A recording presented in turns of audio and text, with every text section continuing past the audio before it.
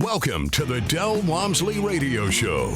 Listen and grow as Del questions the status quo, encourages you to think differently, and empowers you to make a better life. Get ready as Del challenges core beliefs, seeks the truth, and reveals the roadmap to the lifestyle you really want.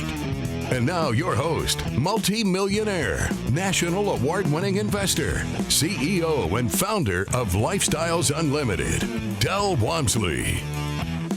Welcome to the Del Walmsley Radio Show, where the hype ends and the help begins. I'm your host, Del Walmsley, and as always, we're working on your financial freedom. My friends, we're coming out of the end of the holiday season and into the new year. What does that mean to us? Well, to me, it means it's time to look back and count. There's an old saying in some song that says, there'll be time enough for counting when the dealing's done. Well, the dealing is done, the year is over, and now you got to go back and you got to analyze it. You got to add it all up.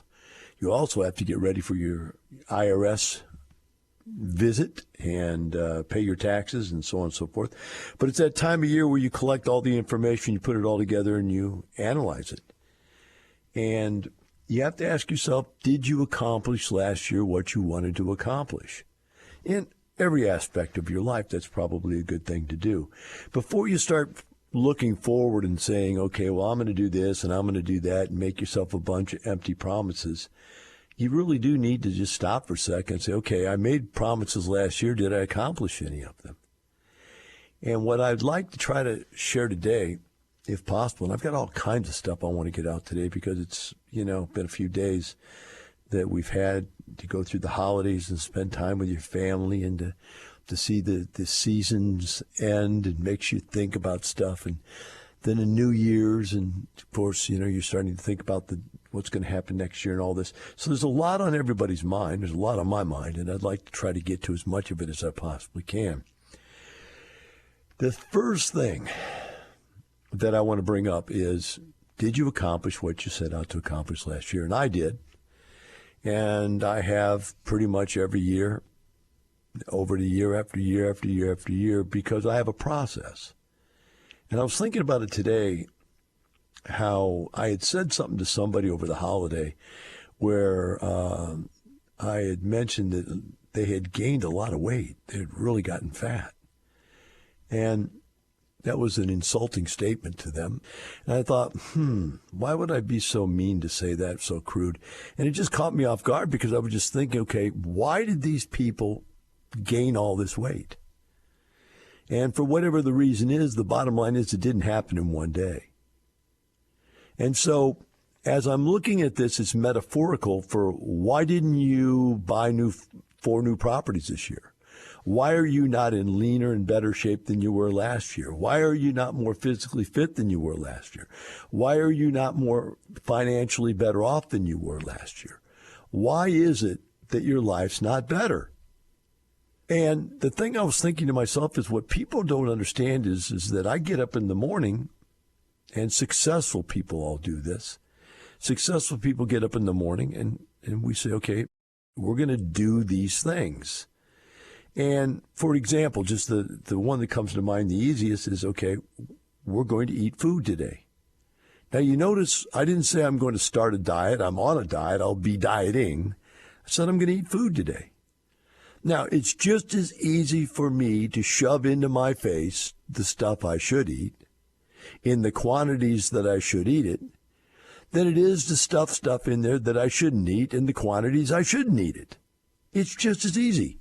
In fact, what's probably more difficult is, on the other side, is to make sure I get in 3 healthy meals a day or 4 healthy meals a day, depending on whether I'm trying to gain weight or trying to lose weight. And really, the number of meals a day and getting them spread out correctly is really the only challenge to eating correctly. But the stuff you eat isn't. Now let's change over and talk about money. The same thing is true. What did you do with your money last year? Where did it go? What did you buy? Right? Well, I bought all stuff that was absolutely necessary. No, it's not. I guarantee any of you, other than maybe some starvation-based people in the lower socioeconomic bracket of our society, that you, if you have a decent job, could live within your means easily and save 10% of what you earn. You could have saved that 10% and you could have invested that 10%. And the investment possibilities are varied. You could have invested it wisely. You could have invested it unwisely.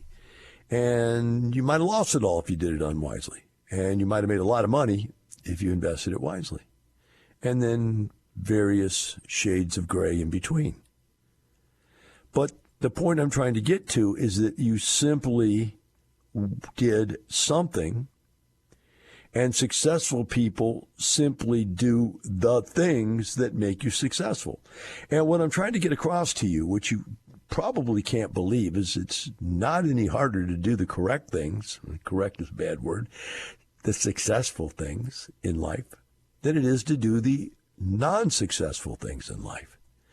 It's just as easy to be in shape as it is to be a fat slob. It's just as easy to be financially successful as it is to be broke, as it is to get up every day and go to work and go to the prison cubicle or get on the torturous treadmill and run around the squirrel cage and do this type of life.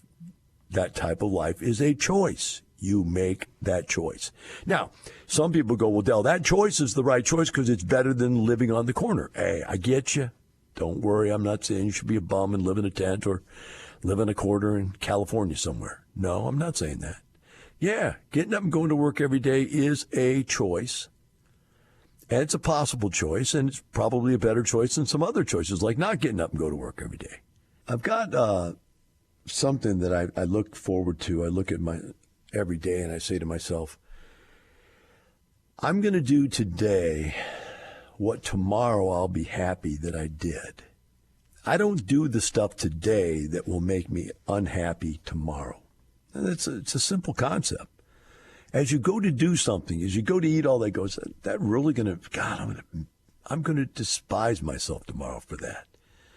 I'm despise myself for being broke. I'm going to hate myself tomorrow for spending that money on something this stupid, this useless. I guess as I think about what I'm saying to you, I then find myself wondering, do people actually have the natural ability to differentiate between that which will make them be happier next week, next month, next year, or not? I think to some of the people I've met in life, and what really makes them happy, and not a lot of people, I know some specific people that junk makes them happy. They like to buy junk.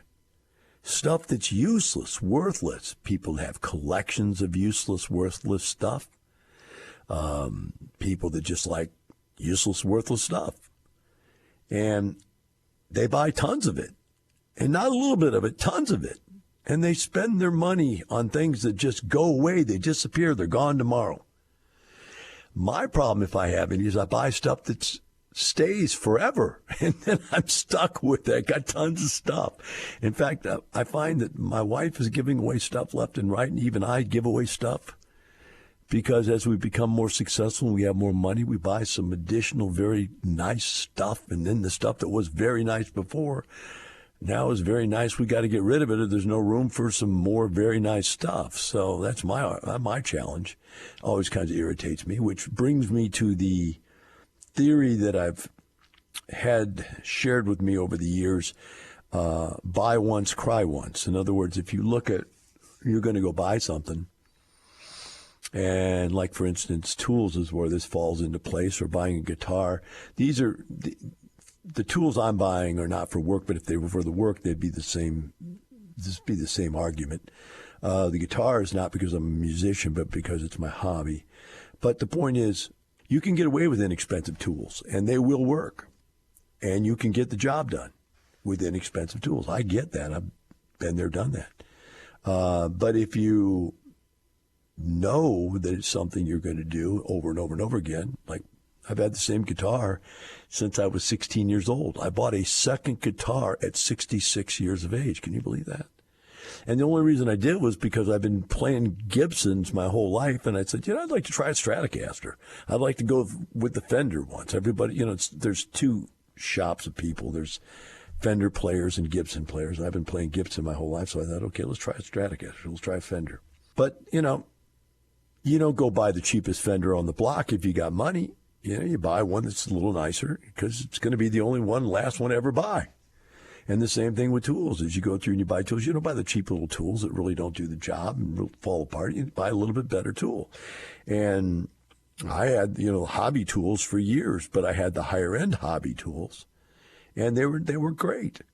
And then when I got wealthy, I finally decided, okay, I'm going to replace my hobby tools with, professional tools, which I really have no need for, but I have enough money to be able to afford because they're such an inconsequential amount of money to me. And so when you look at this, you say, what will make me happy tomorrow? It's like every single day I get up and walk in and look at the new guitar. I go, that guitar is going to make me happy for the rest of my life. Just like the Gibson I have since I'm 16, I still love it, right? And my tools, every day when I walk out in my shop and I look at my tools, I go, man, these are incredible, and I love using them, right? It's the same thing. You pick your wife, you pick your husband. Are you going to be happy every day when you get up and that's your wife or your husband for the rest of your life? Or are you going to trade out 2, 3, 4 times? It just comes down to making the choices that will make you happy tomorrow. Do you make those wise choices? I will do today, which will make me happy tomorrow. Let's take it one step further because this is relevant. Yesterday, during a football game, a pro football player got hit. Good tackle, good hit, good play, nothing wrong, wasn't dirty. And the guy passed out. Took him to the hospital. I don't, to this point, know what's happened to him. I didn't really pay attention to it. I wasn't watching the game, but it was on, and it was all over the news. And here's this guy almost dies. In fact, he still don't know how well off he's going to do. But everybody shuts everything down. The football game gets shut down, the TV and the news, and the whole world's watching this one guy. And I'm thinking to myself, people are dying every day. Nobody really pays attention to those decisions about how abruptly people can die. So today I'm getting ready for the radio show, and I get a call. And I find out that one of my friends that's only in his 40s is in the hospital fighting for his life.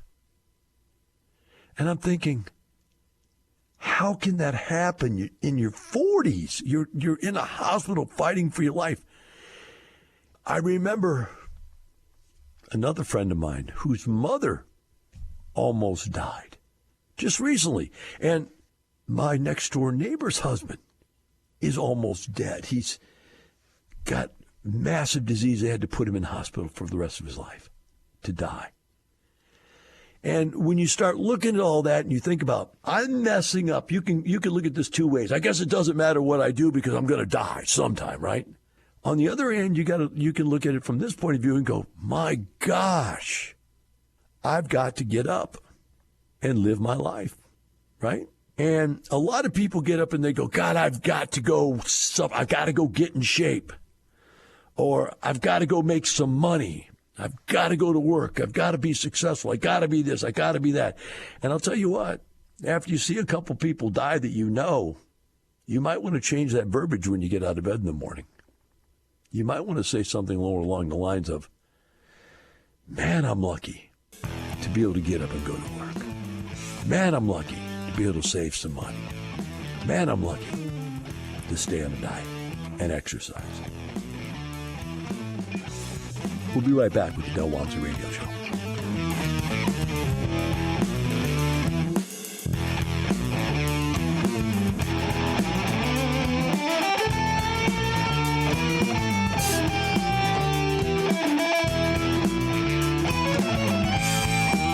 Teaching you you with a roadmap to creating the lifestyle you really want. Keep listening. The Del Walmsley Radio Show returns in moments. Lifestyles Unlimited members share their stories and strategies for success at case study events. If you got laid off tomorrow, what would you do? Would you have to be working at McDonald's or wait to try and find another job with the downsizing the economy? Kept on coming to meetings, even with David Fisher online and stuff like that, but still we just we need to make the jump. So we kept praying for time to get this job done, to be able to find the properties. How do we find the properties? How do you find the time? And God answered our prayers, and he got downsized from his corporate job. But they didn't buy just one house, right? No, they did not. You're rehabbing house number 9 right now. 9. Wow. So every month, the cash flow is $3,200. Okay, the equity of all the houses is up to $280,000. Join us this month and learn from people just like you. Check in-person and online dates at lukstudy.com. Once again, that's lukstudy.com. You're hearing the Del Walmsley Radio Show. Want more life-changing knowledge? Access our podcast and listen on demand at lifestylesunlimited.com under the radio tab. Now your host, Del Walmsley. Welcome back to Del Walmsley Radio Show. Today we're talking about, where we're going this year. We started out talking about where we came from last year.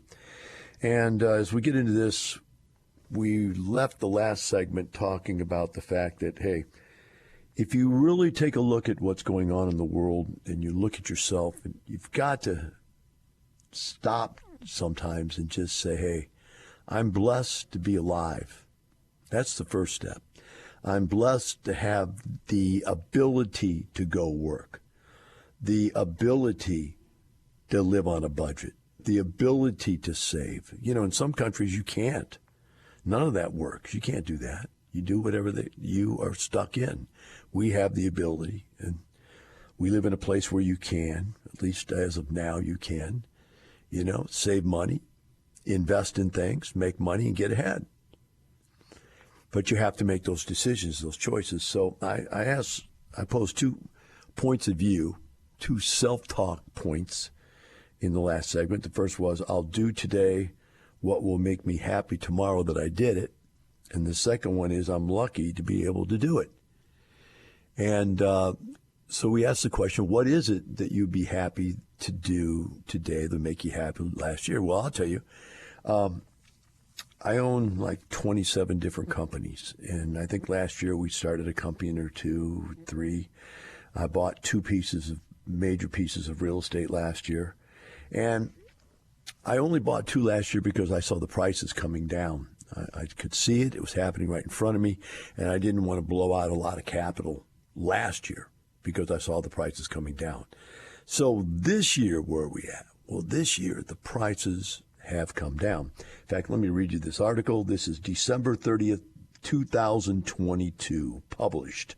U.S. suffering from the second biggest home price correction of the post-World War II era. 55% of Americans say they cannot afford to buy a home in today's market, according to the Cato Institute.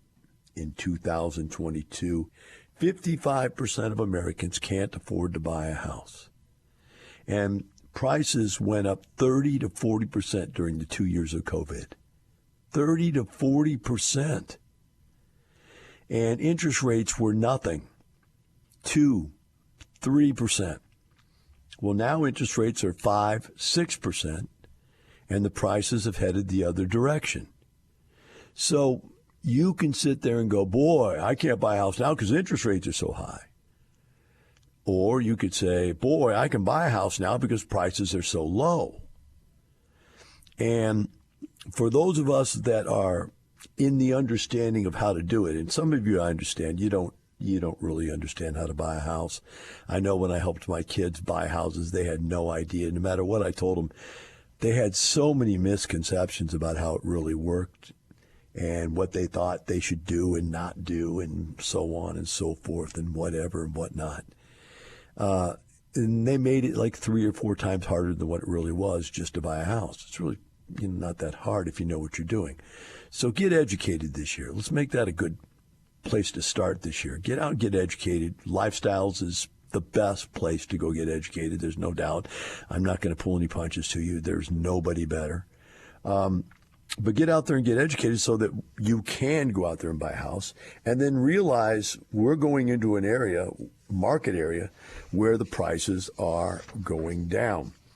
And I read on here in this thing, and there's really like 3 or 4 parts to this article. One of them says, the U.S. housing market is experiencing its second biggest home price correction in the post-World War II era. It says, macro trends advisor and founder partner Mitchell Rochelle attributed the massive correction to America's uncertainty for the markets, the uneasiness regarding the economy. He explained Friday that the shoe to drop would be if the nation starts to see a rise in unemployment, which could cause a leg down in the housing market. So what he's basically saying is, okay, prices are abnormally high because there's nothing out there. The supply is less than 3 months. It used to be always averaged about 8 months worth of supply in the marketplace for houses to buy. In other words, if people went out and bought, the supply that was there right now would be gone in 8 months. Right now, if people bought and nothing new came onto the market, supply would be gone in 3 months. So because of that, there's a supply and demand curve problem there. There's more demand than there is supply, which makes the prices go up. But now what's stopping the prices from going up and making them go back down is that the demand curve, even though there's only still 3 months worth of supply, the demand for that 3 months has gone down because people are uncertain. What are they uncertain of? They don't know if interest rates are going up or down. And what's weird is it's bad either way. If they're going up higher, they're afraid they can't afford it. If they're going to go down lower, they're afraid they're going to miss it. So if I buy right now and interest rates go back down, I've messed up. But if I don't buy right now, the interest rates might be so high I can't afford to buy. And what that uneasiness basically develops is this inaction in people. Whenever there's uncertainty, there's inaction. And people are totally uncertain about what's going to happen right now. I am not a person that believes in motivation. I am a person that believes in inspiration. I believe if somebody's got to get all over you and push you and hound you and motivate you, you really didn't even do it. I believe in inspiration. So what's the difference? Inspiration is when you're led to something.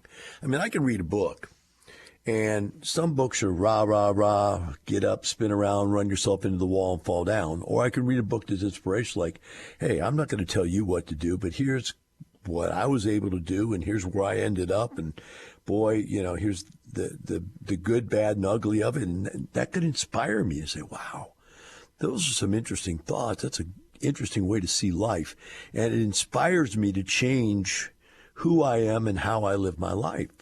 No one's pushing me to. I'm not even pushing myself to. I don't get up and push myself to eat correctly. I don't diet. I eat correctly. I don't push myself to get up and pay my bills. I just pay my bills.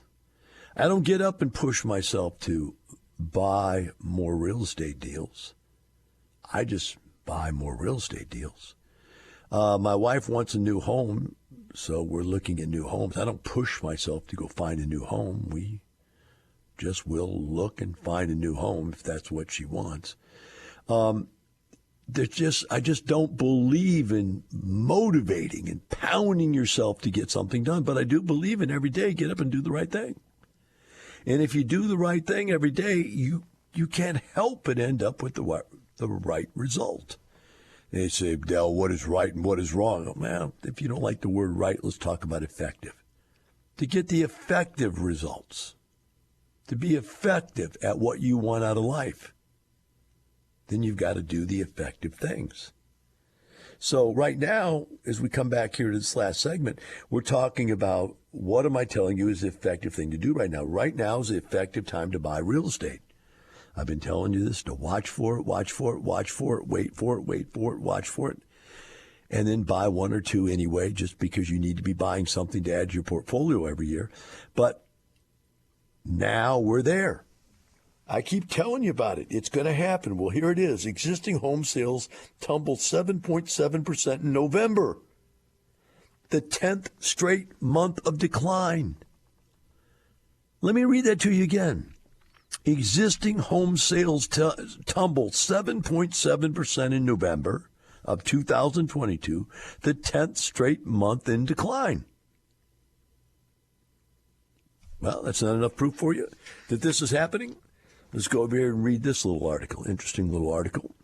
It says that Blackstone is under SEC scrutiny, grappling with the problem that investors are pulling out their money at a record high pace, leaving Blackstone having a problematic liquidity position.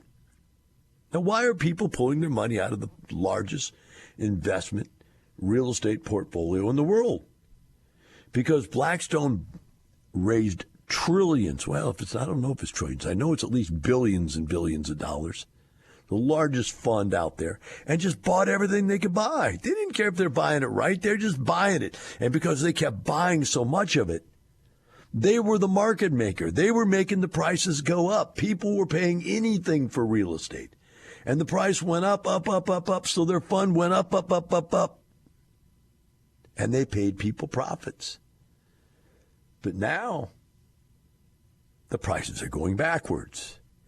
How does a fund who makes money by buying high and selling higher, how does a fund that makes money buying high and selling higher make money by buying high and selling low? That means they're losing money. And people are smart enough to see that, and they're seeing it in such a large percentage of their clients that these people are pulling money out left and right. And Blackstone had to put a stop to it. They had to say, okay, stop, time out. We're not giving out any more funds. Well, you can't have your money back. And we'll let only so much of our liquidity go each month. And slowly but surely as we sell off assets. And they've sold off hundreds of millions of dollars of assets just to be able to stay liquid. And there's going to be more. It's going to get worse. As prices go down, their net value of their portfolio is going to be less than what the net value of the stock that's held against their portfolio will be. And they'll be upside down. Who knows where that'll go? And by the way, that's why the SEC is looking into them right now. The SEC is not saying they're doing something wrong. What the SEC is saying, hey, we better look at these guys because this whole thing might end up being upside down and lose trillions of dollars for people. And I keep saying trillions because I don't know if it's hundreds of billions or thousands. I don't know what it is, but it's massive. It's the largest fund out there in the world. And if it goes, remember, the government will have to bail it out. Why? Because that too big to fail thing.